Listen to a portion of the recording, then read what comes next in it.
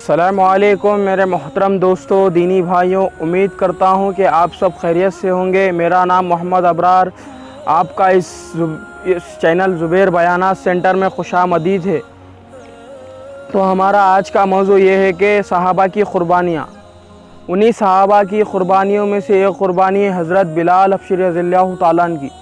جب بلال حبشی رضی اللہ تعالیٰ عنہ ایمان میں داخل ہوئے تو ایک حبشی بادشاہ کے بیوی کے غلام تھے۔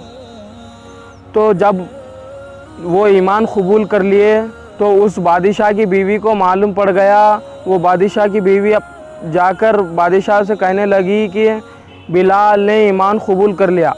تو بلال حبشی رضی اللہ تعالیٰ عنہ کو رات کو کوڑوں سے مارا جاتا تھا، دن کی تپتی ہوئی ریت پہ سلایا جاتا تھا اور سینے مبارک پر چٹان رکھ دی جاتی تھی، اور یہی ان سے کہا جاتا تھا کہ اے بلال ایمان سے ہٹ جا ورنہ تڑپ تڑپ کے مر جا۔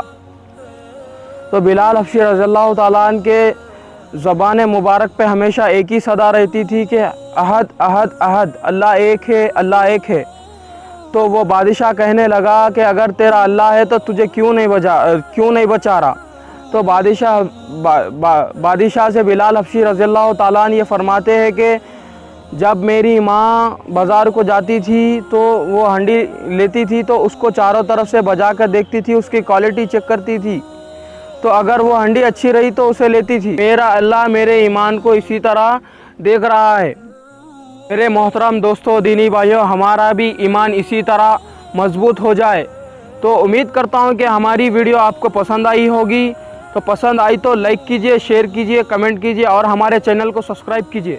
تو آج کے لیے اتنا ہی کافی، چلتے اگلی ویڈیو تک کے لیے اللہ حافظ۔